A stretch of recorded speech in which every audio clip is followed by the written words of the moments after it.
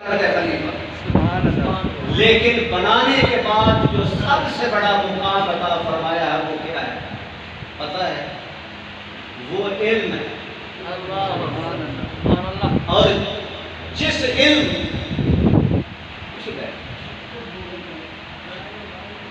جو علم جس کو وجہ افتخار بنایا گیا اور اپنے خلیفے کی سب سے بڑی صفت جس کو ظاہر کیا گیا پھر ان کے سامنے پیش کیا گیا جو فرشتے ہیں، جو مقرب ہیں اور جو اللہ کے بندوں کے علم کے قائل ہیں۔ جو قائل نہیں تھا وہ تو پہلے ہی بھاگ گیا، وہ تو پہلے ہی فارغ ہے۔ جو قائل تھے وہ تھے سامنے۔ تو معلوم ہوتا ہے اللہ کے محبوبوں کے علم کے قائل وہ ہوتے ہیں جو خدا کے مقرب ہوتے ہیں۔ جو خدا کا مقرب نہیں ہوتا وہ انبیاء کے علوم کا قائل نہیں ہوتا، انبیاء کے اس فضیلت کا قائل نہیں ہوتا۔ تو لہذا جو نبی کی فضیلت اور علم کا امتیاز کا قائل نہیں ہے وہ ولی کے علم کا قائل کیسے ہو؟ سبحان اللہ، سبحان اللہ۔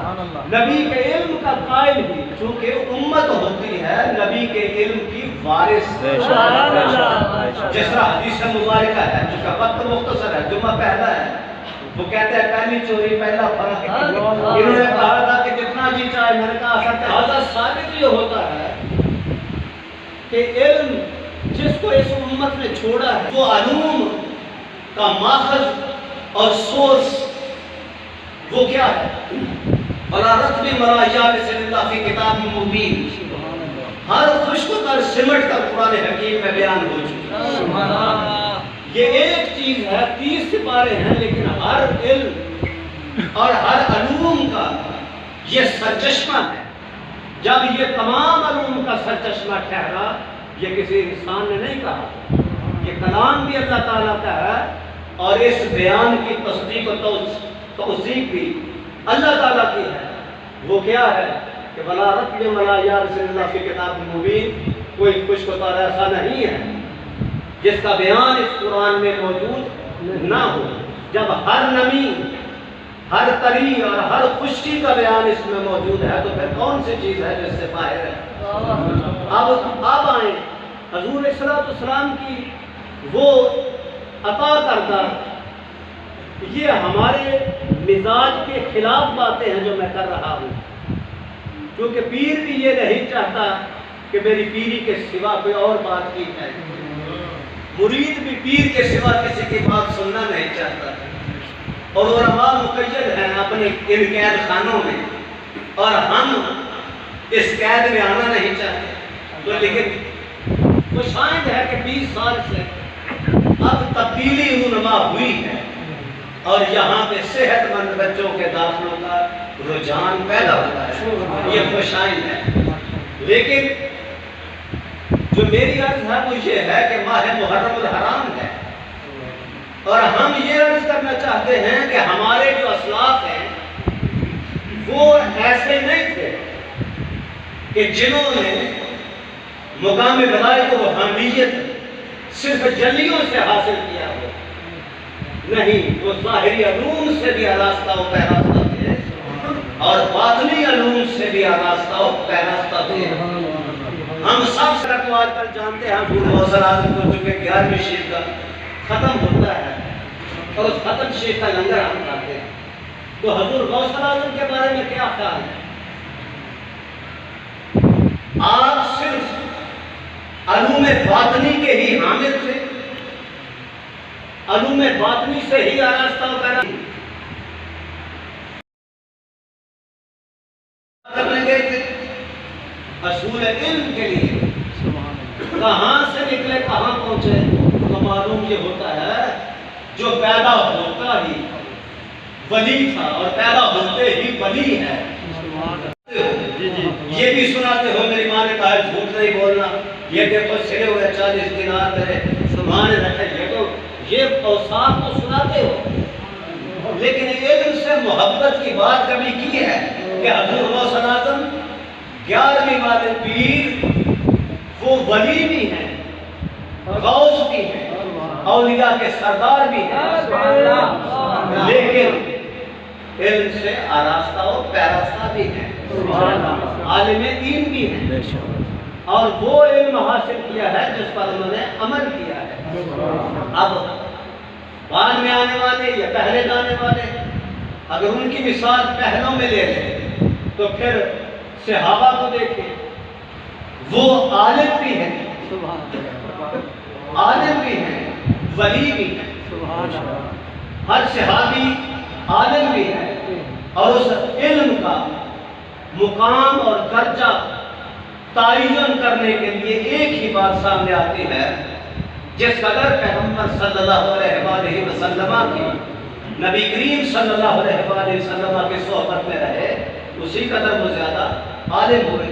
تو لہذا فاروق اعظم کی وہ جو روایت ہے، حافظہ من حافظہ و ناسیہ من ناسیہ، وہ اس چیز کی دلیل ہے کہ صحابہ کا معیار علم اور تحصیل علم اور تحفیظ علم وہ مشروط ہے، شدید بھی ہے۔ مطلب یہ ہے کہ وہ ہیں جن کو یہ پہاڑ بھی دریا بھی جانتے ہیں، تو پھر تم کون سے جرنیل ہو؟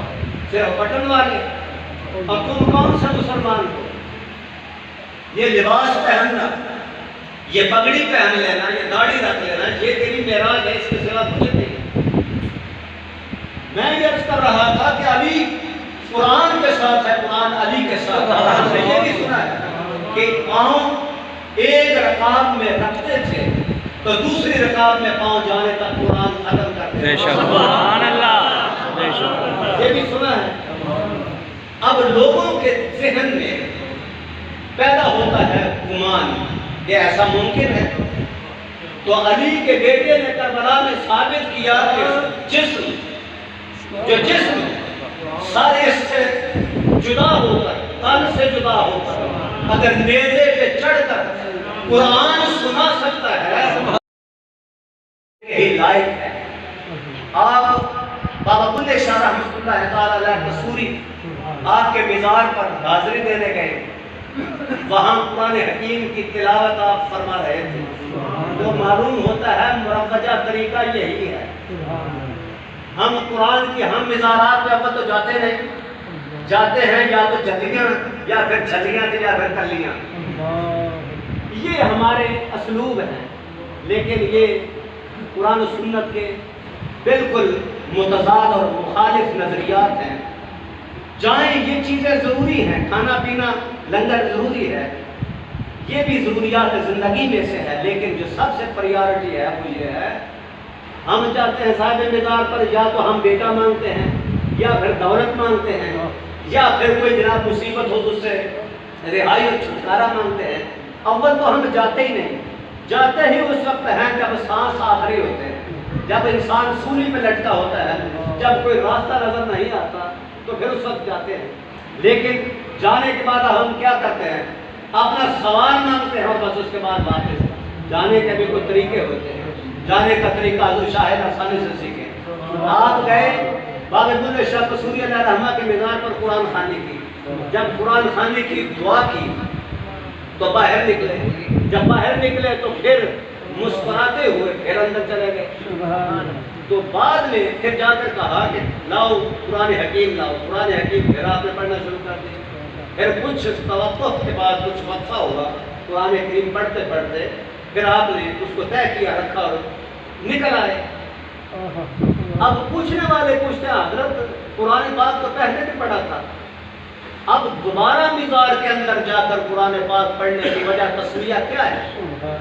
آپ نے فرمایا کہ وجہ یہ تھی جب میں نے پہلے قرآن پاک پڑھا تھا تو وہ میں نے اپنی مرضی سے پڑھا،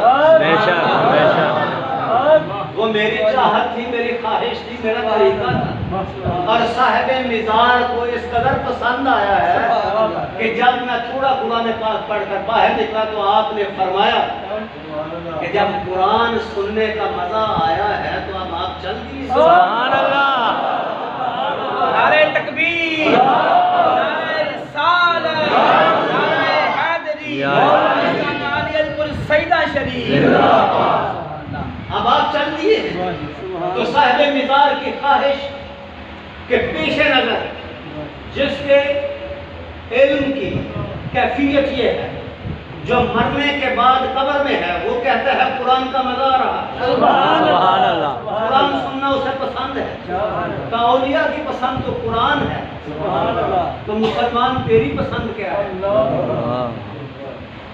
تیری پسند کچھ اور ہے۔ جب ہماری پسند اور ناپسند ہی نہیں ملتی تو پھر ہمارا منظر ایک کیسے ہو سکتی ہے، پھر ہماری کامیابی ایک کیسے ہو سکتی ہے؟ اللہ تعالیٰ فرماتا ہے کیا یہ دونوں برابر ہیں؟ تو معلوم یہ ہوتا ہے تاریخ اٹھا کر دیکھیں، جو حضور علیہ السلام کی بارگاہ کے فقیر ہیں